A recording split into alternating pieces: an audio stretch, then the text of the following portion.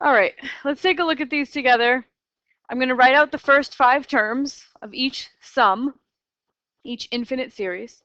So remember this notation means a sum, this big sigma means sum, and you plug in whatever n it tells you to start with, and then you plug in every integer after that and you add them all up. So I'm going to start by plugging in n equals 1, so I get 1 plus 2 plus 3 plus 4 plus 5. All right, so I'm adding bigger and bigger numbers. If I do this to infinity, is this sum going to be finite or infinite? Infinite, right? This is going to grow without bound. So this, we say, diverges. There's no way that that could add, that has a limiting value, because you just keep adding a larger and larger amount every time. Okay, so 1 over n, plug in n equals 1 and you get 1 over 1, which is 1. Then plug in n equals 2 and you get a half. Then plug in n equals 3 and you get a third, plus a fourth, plus a fifth, plus dot, dot, dot. Okay, any conjectures? Converge or diverge? Diverge, I showed you last class that this diverges. We will talk more again about why that diverges in a minute. Okay, 1 over n squared, when I plug in n equals 1, I get 1 over 1 or 1. 1 over 2 squared is a fourth. 1 over 3 squared, a ninth. 1 over 4 squared. 1 over 5 squared. Any conjectures? Converge or diverge? Converge? Converge to 2. Okay, good guess.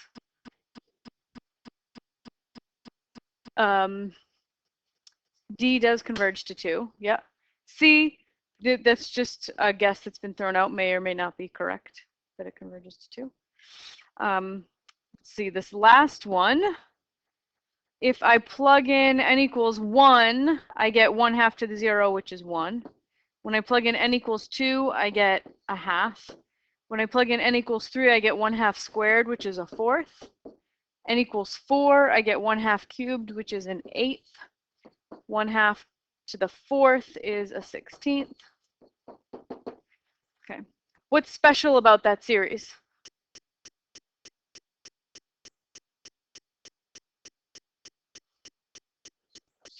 Times a half. It's geometric. You multiply each term times a half gives you the next term. 1 times a half is a half, times a half is a fourth, times a half is an eighth, times a half is a 16th. So this is geometric.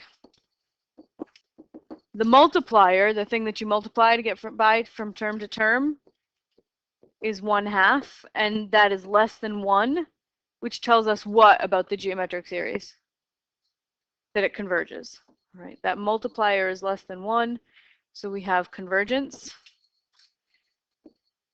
And we can go even further than that. We know what it converges to, right? It converges to, I'm going to write S for sum, the first term over 1 minus the multiplier, which is 2. So that one converges to 2, a over 1 minus x. All right, these two, this one I told you diverges, but this one we don't know yet. And I'm going to pretend that I didn't tell you about that one yesterday.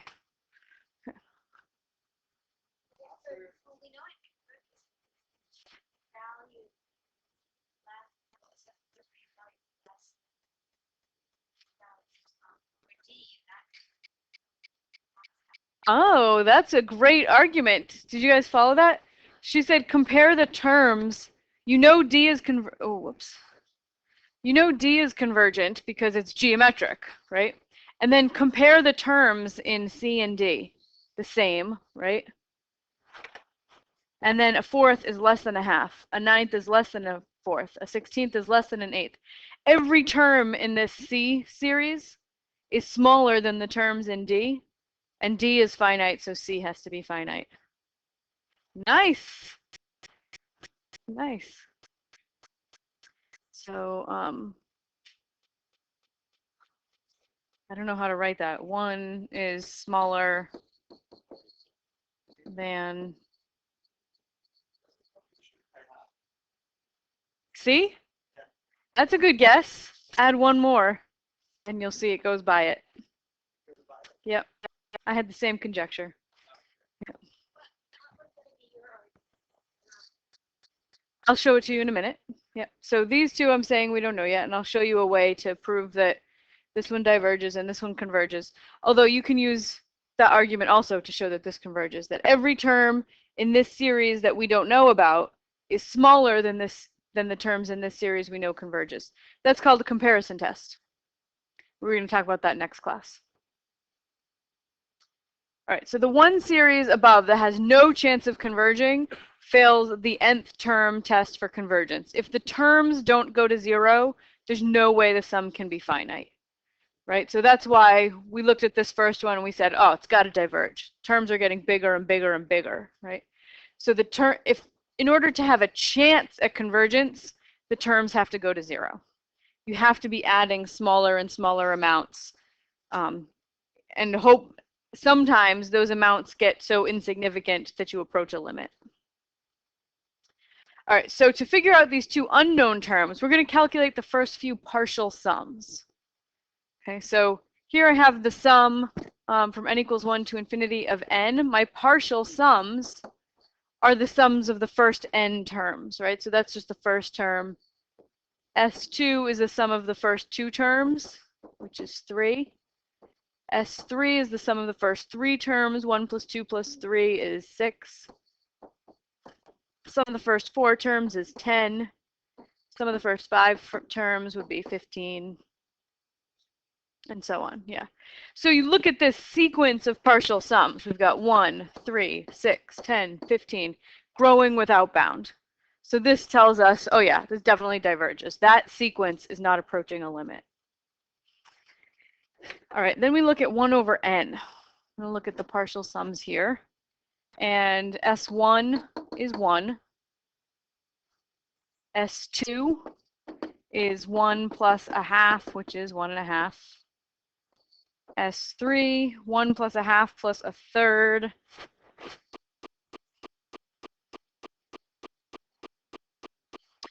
.83. 1.5 plus 1/3. Okay, S4, I add a fourth. 2.083.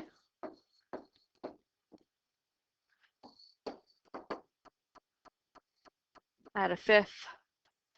2.283.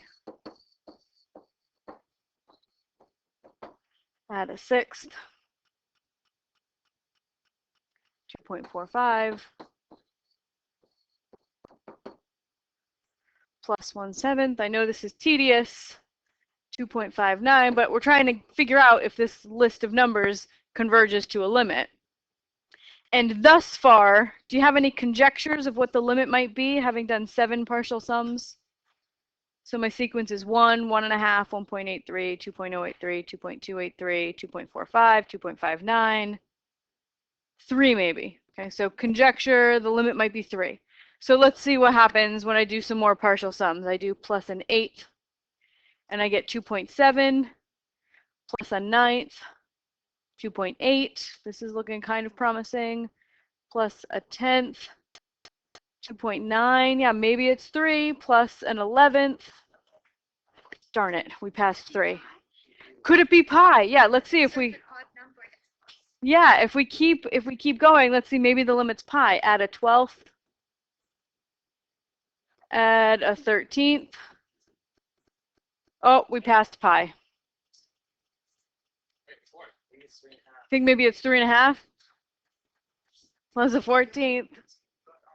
Plus a 15th. Plus, you don't think it's 16th? Yeah. So the point of this exercise is that you keep guessing what the limit might be, and it keeps passing it, right? It just keeps passing whatever you think the limit might be. So at this point, you know, we've done a whole bunch of partial sums. I did most of them on the calculator there. I didn't write them down, but we still have no good idea if this is approaching a limit. It might just take a really long time to approach the limit. We don't know yet. So we're going to move on. We'll just put we don't know for now. All right, let's do 1 over n squared. first sum is 1. My second sum is going to be 1 plus a fourth, which is 1.25. My third partial sum is 1 plus a fourth plus a ninth.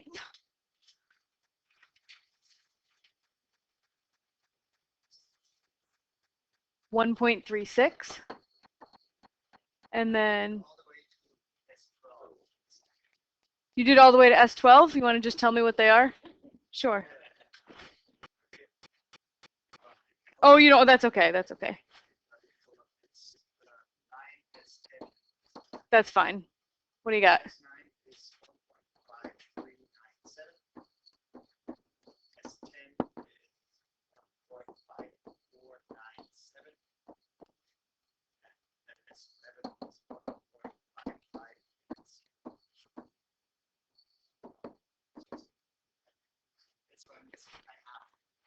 Well, pi over 2 is like 1.57, right? Yeah. So if I take my 1.558, which is S11, and then I'm going to add 1 over 144, and I get 1.56. So pi over 2 is a good guess because pi over 2's approximation is 1.57 something. All right, and then I'm going to add plus 1 over 13 squared to get S13. Oh, okay, and then 1. That's over. That's over, okay. 1.5707, you're right. Yeah, we passed it. And if we added one more, now it's way past it. And add one more, 1.58. So it does seem like it might be approaching a limit, though. It's not growing by very much each time. Yeah, it has to be approaching a limit because of what you said before. Yeah, it has to be less than 2 because this one adds up to 2 and this one's smaller. Yep. So it is increasing because we're always adding something, and it has an upper bound of 2, right? So we know that it does converge to something less than 2. So, but what does it converge to? Don't know, right?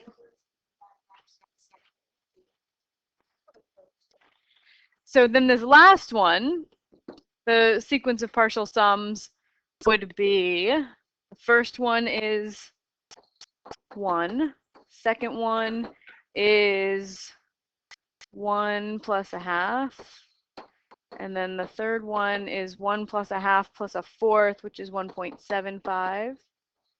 And then I'm just going to put them in my calculator now. 1.75 plus, now I add an eighth, right? 1.875 plus a 16th plus 1 over 32 plus 1 over 64.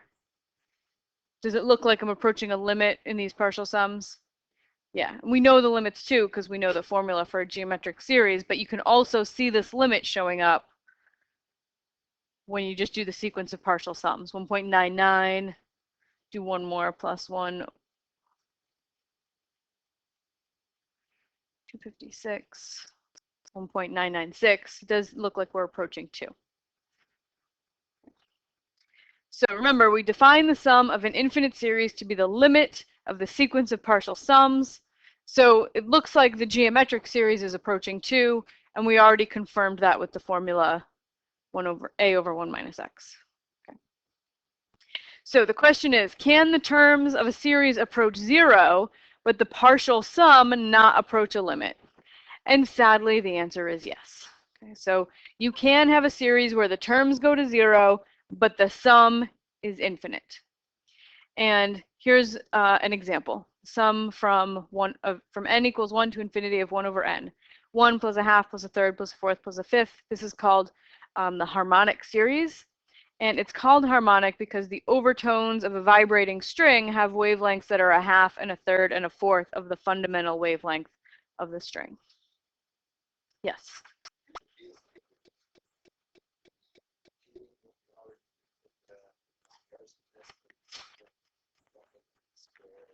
Yeah. Yes. Yeah. That's where we're going. That's, yeah. You'll see. Yeah. It's a little bit different. I mean, those were integrals, right? And these are sums. Integrals are smooth, continuous phenomena, where these are discrete things. It's a yeah. Yeah. Yeah. So there is a really strong connection between an integral that goes from like 1 to infinity and this sum. Yeah. Okay, so what happens to the terms in the harmonic series as you go further and further out in the sum? Terms are getting smaller. The terms are approaching 0. All right, so despite the fact that the terms are approaching 0, it turns out that the harmonic series diverges, right? Meaning the sum of all infinitely many terms is infinity. So we prove this now using something called the integral test. As we use this test and subsequent tests, it's important to explain things using complete sentences, particularly if you're handing something into me and you want me to understand how you know something converges or diverges. Okay, so instead of looking at my sum, the sum of 1 over n, I'm going to look at the integral from 1 to infinity of 1 over x dx. And I know we did this yesterday. I'm just going to do it one more time. How much area is under the curve 1 over x from 1 to infinity? Infinite, yeah. This integral diverges. So if I were to shade the area from 1 to infinity, that area is infinite. There is an infinite amount of area under there. So if I wanted to approximate that area by using a Riemann sum, let's use a left-hand Riemann sum in this case. I'm going to draw in some rectangles where the height of each rectangle is the height of the function at the left endpoint of the interval. All right. What is the area of this first rectangle I just drew? 1. Base 1, height of 1. What's the area of this one? A half, a third, a fourth. Each of those rectangles has an area that corresponds to a term in the sum that I'm interested in. Right? I'm interested in 1 plus a half plus a third plus a fourth. That's my harmonic series. Okay. So I have now related an integral to this harmonic series. I can estimate this integral by using rectangles where each rectangle corresponds to a term in the series. All right, those rectangles, are they an overestimate or an underestimate of the area under that curve? Overestimate. So those rectangles have more area than the area under the curve, and the area under the curve is infinite. So this sum is bigger than the integral from 1 to infinity of 1 over x dx, which means that this sum is bigger than infinity, right? Because that integral is infinite, which means it diverges.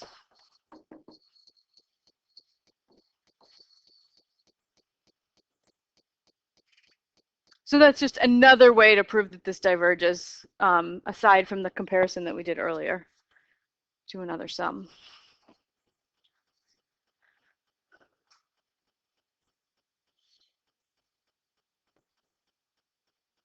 Does this make sense? Okay, let's try to use a similar approach on the 1 over n squared sum. 1 plus a fourth plus a ninth plus a 16th.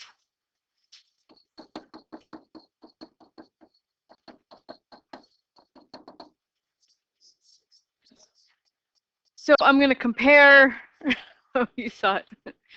I'm going to compare this sum to an integral. Instead of 1 over n squared, I'm going to look at the integral of 1 over x squared. And if I look at the area under the curve from 1 to infinity of 1 over x squared, how much area is there? Or just say infinite or finite? Finite, finite. This integral converges, so the area under that curve is finite, right? When the exponent on the x is bigger than a 1, converges. All right, so I have a finite amount of area there. So now I'm going to use rectangles again, but this time I'm going to use right rectangles to estimate the area under the curve. So I've got this one, Okay. What's the area of that first pink rectangle?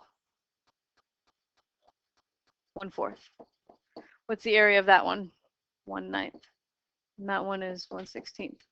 So I don't have one that represents my 1, right? I've got my 1 plus a 4th plus a 9th plus a 16th. I don't have one that represents the 1, but that's okay. Because if I can show that a 4th plus a 9th plus a 16th, etc., is finite, something finite plus 1 is still finite. Okay.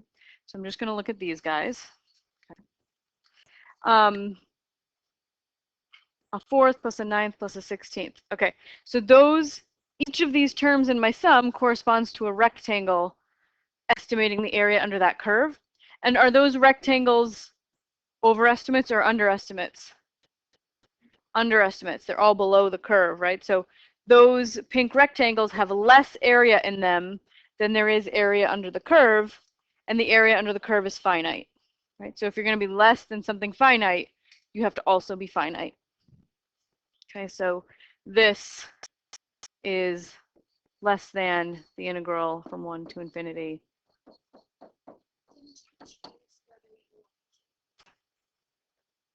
I did, I just picked randomly. It depends. So it depends if you want to prove that.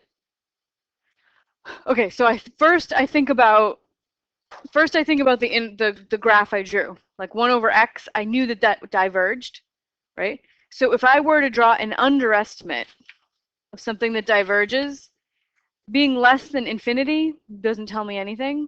So the only thing that would give me some information is if I was bigger than infinity. So I drew the rectangles to make sure they were overestimates. Pick whichever endpoint will make them overestimates, right? If you have something infinite, you want to show that this is bigger than it. And then in this one, the area under the curve was finite, so I wanted to show that my sum was less than it, because being bigger than something finite does not mean anything. It could still be finite, just a bigger number, or it could be infinity. So when you have something finite, your goal is to show that the thing you have is smaller than it. So you can pick left or right, whichever one will show that it's smaller.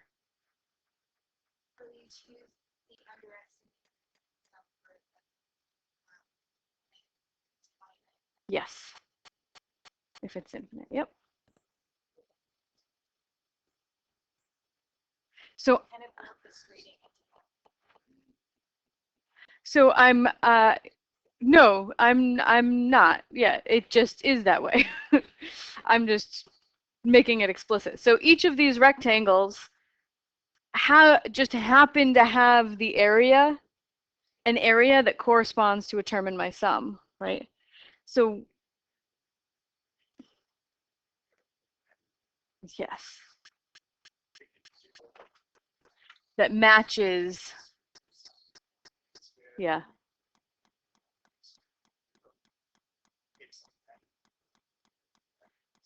Yeah. Good. Thank you. Good. So I've shown that the terms of my sum have to be smaller than this integral, and this integral I know converges, so this has to be finite.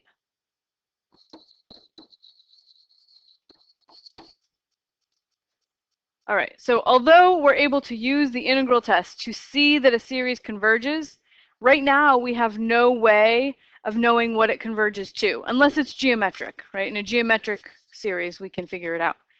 But very famous mathematician Euler found that that sum of 1 over n squared adds up to pi squared over 6.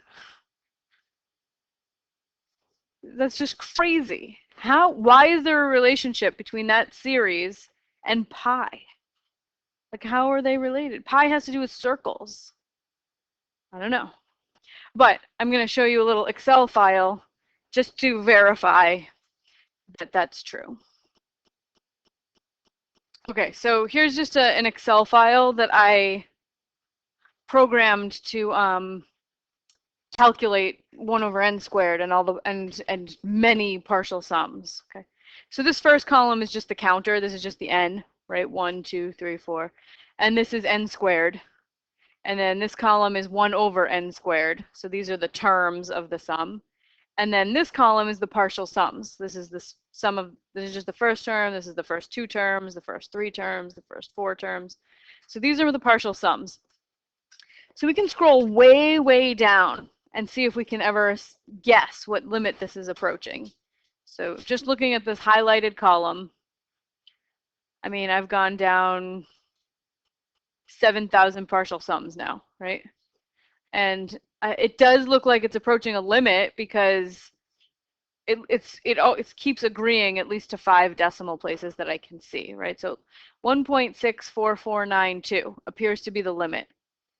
And then Euler claims that that number is pi squared over 6, right? So if I just go to my calculator and do pi squared over 6, 1.64493, right? So maybe I just haven't gone far enough out in the list. Let's see. Well, 100,000 places doesn't get me there. But yeah, eventually it will. And just to verify that that this is pi squared over 6, to undo pi squared over 6, you would multiply by 6 and square root. So that's what I did for my formula here. Multiplied this term by 6 and square rooted it. And when you scroll down here, you start to see pi, 3.1415. It doesn't reach 9 yet. Oh, I have done the proof. I've seen the proof. I can't show it to you. We don't have the tools, but so this will have to be a mystery for a little while for you, why they're related. Think about it.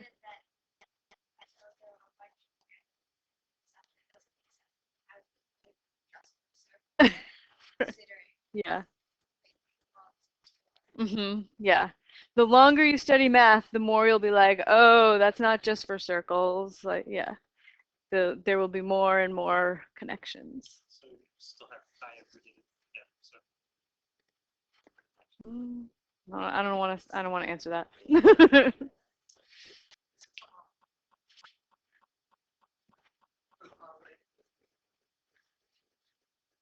Maybe.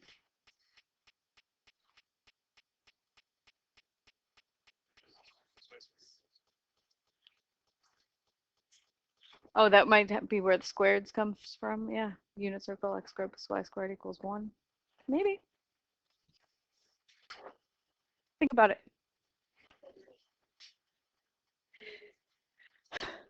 All right, so the integral test. This is just formally stating what we just used. It says, basically, if I'm going to summarize this, it says the sum does what the integral does, right?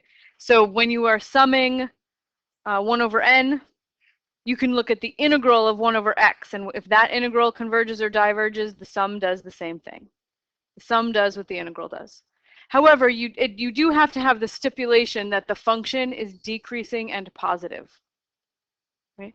And that is because I need that to be able to manipulate the picture the way Sephora was saying that I was saying, like, you just made it look like that. I need this to be able to make the rectangles all underestimates or all overestimates. It's that decreasing, always decreasing thing that makes that possible. So to summarize, the sum does what the integral does. The sum does what the integral does.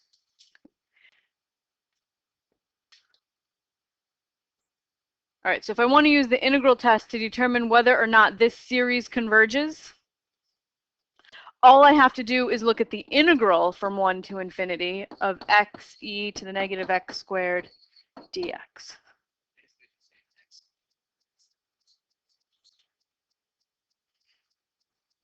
If there were parentheses around the x, that would be true, but there aren't.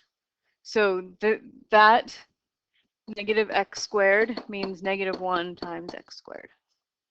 So yeah, the parentheses would make it positive. So whatever this integral does, the sum will do. Okay. Because that function is always positive and it's decreasing. So whatever this integral does, the sum will do. So can you prove whether this integral converges or diverges?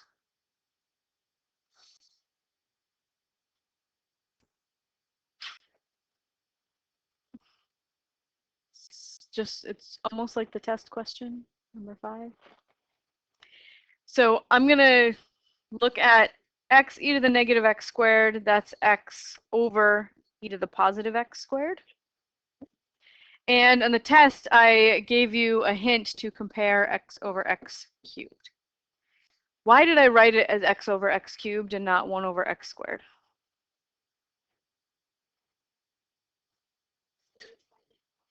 I was trying to help you. Yeah, why? Why is that helpful?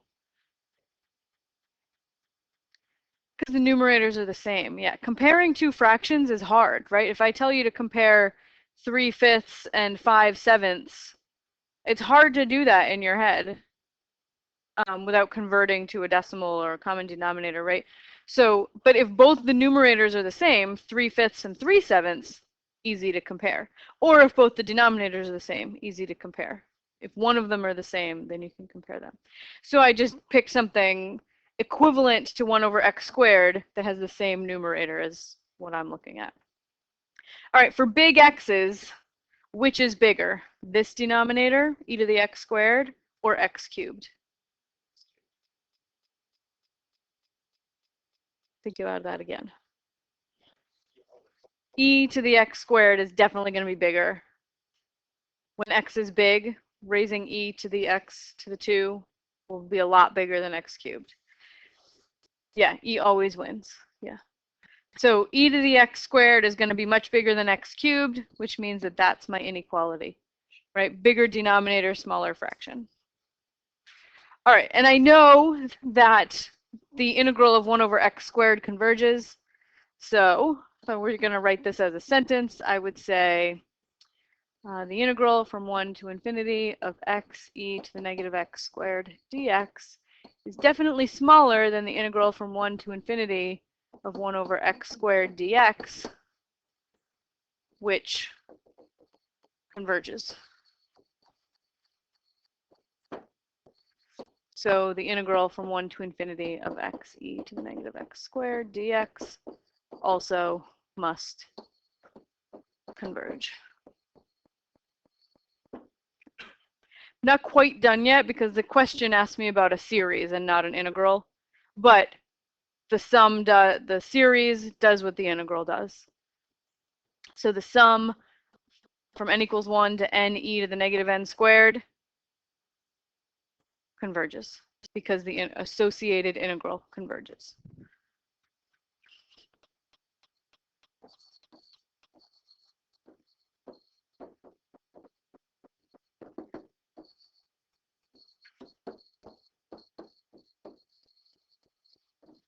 Right. Sum just does whatever the integral does.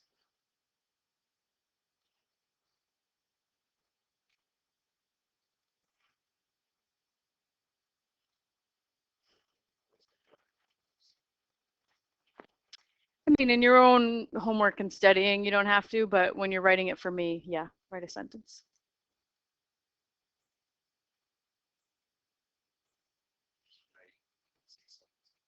Yeah, because I say so isn't quite enough.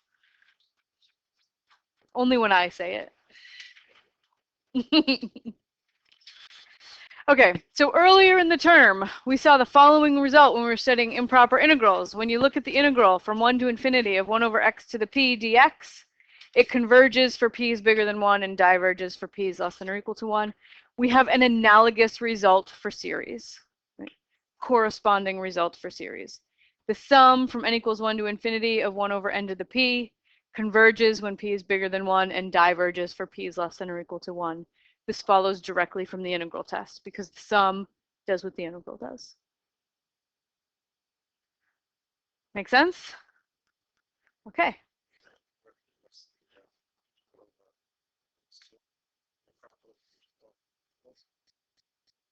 Oh, so the reason we don't have an analogous result for 0 to 1, right, is because a sum always goes from 1 to infinity. A series always has a counter, like the first term, the second term, the third term. and 0 to 1 just doesn't make sense to use there. Yeah. All right, so I have a couple of challenge questions for you to work on. I also printed project 4, which I hadn't printed for you yet, but you know everything you need to know to be able to complete this project. So since we have 20 minutes or so, you might want to start working on that. Or you could work on the challenge questions that were at the end there.